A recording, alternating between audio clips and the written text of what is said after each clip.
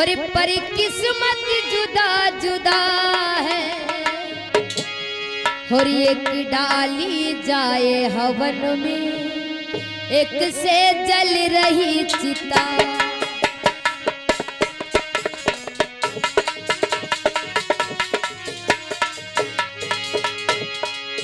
एक डाली जाए हवन में, एक से जल रही चिता।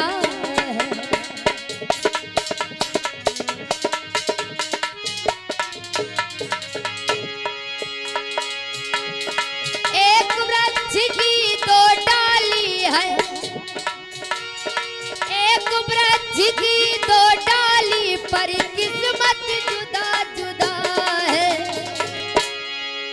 एक डाली जाए हवन में, एक से जल रही चिता।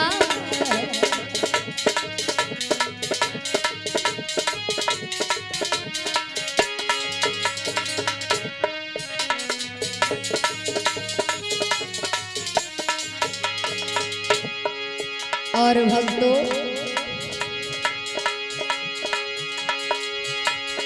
एक है कि दो बेटे पर किस्मत जुदा जुदा है। एक बाप के दो बेटे पर किस्मत जुदा जुदा है। एक पलता है महल, एक झोपड़ी में पल रहा।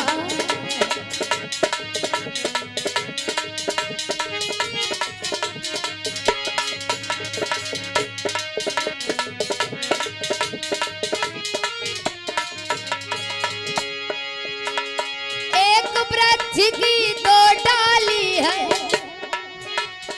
एक वृक्ष की एक डाली पर किस्मत जुदा जुदा है।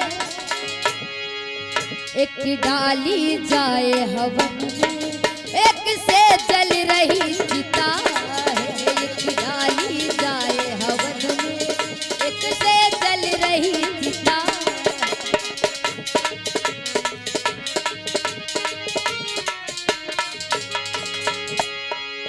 एक डाली जाए हवन में, एक से जल रही चिता है। एक डाली जाए हवन में, एक से जल रही चिता।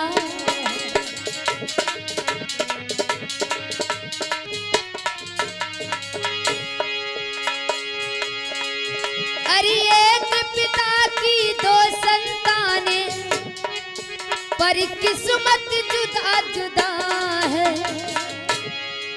एक पाला जाए पलंग, एक घास पे पड़ा है।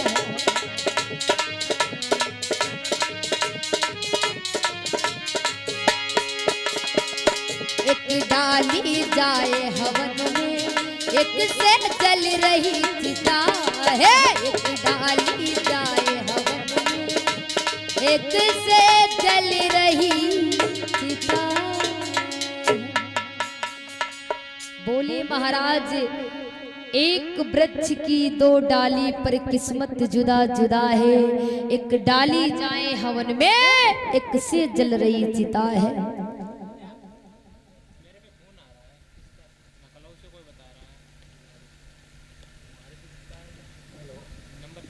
और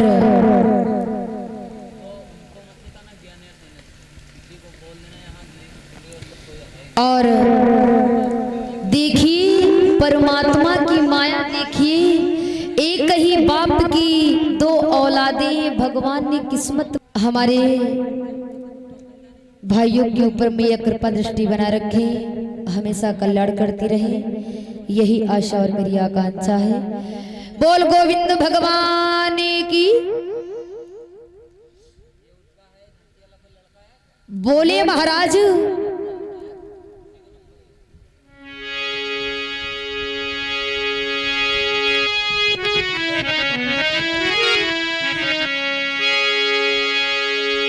आज मैया सुनीत जब अंशवती हो गई, समय व्यतीत हुआ, होती होती आज 9 मास के बाद में दोनों माताओं ने अपने बेटे को जन्म दिया। जब दोनों मैयों ने अपने बेटे को जन्म दिया तो एक मैया ने अपने बेटे को जन्म दिया तो आज वही मां महल में गीत गान बधाइयां हो रहे हैं, मोहरे लुटाई जा रही हैं, सब कुछ।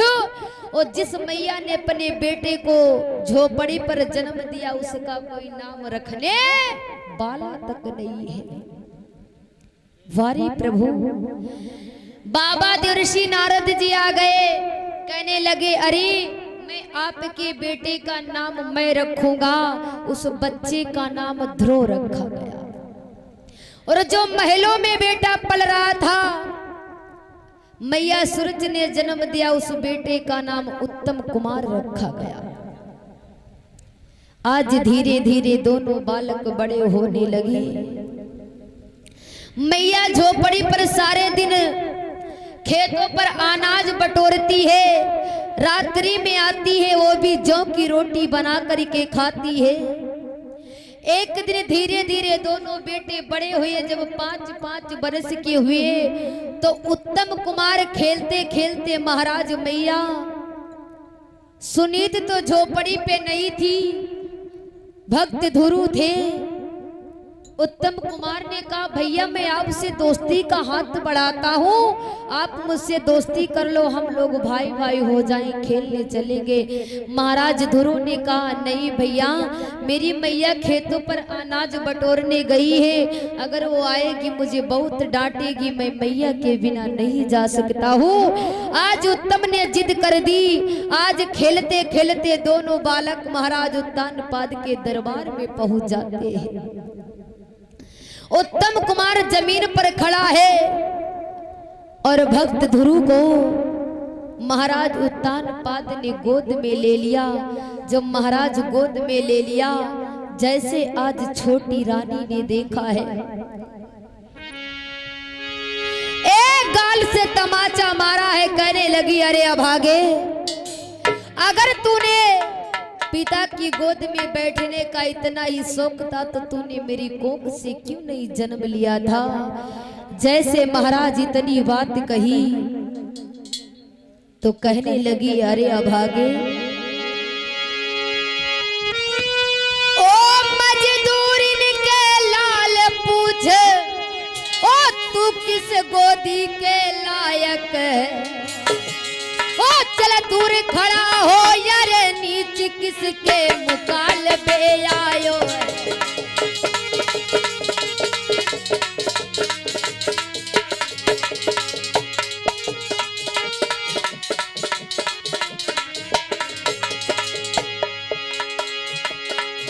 ओ मजदूरिन के लाल पूछ,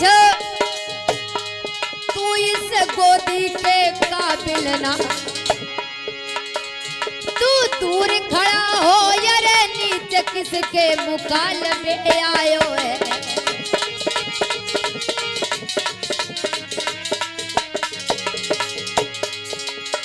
मैया ने कहा लाला,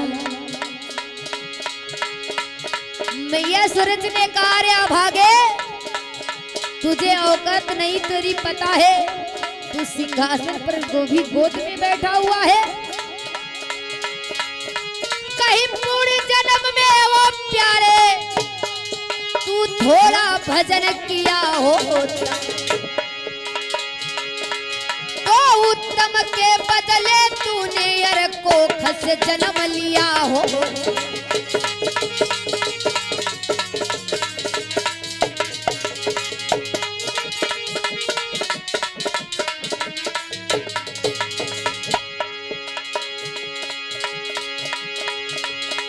तेरे जीवन की पतवार पतवार अब धीरे धीरे जा रही है।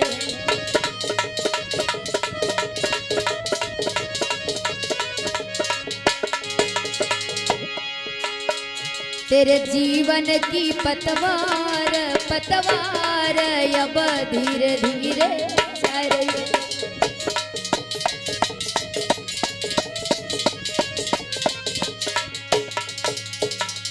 एकदम से मैया सूरज ने कहा अरे अभागे, तुझे इतना ही गोद में बैठने का शौक था तो तू मेरी गोद से जन्म ली।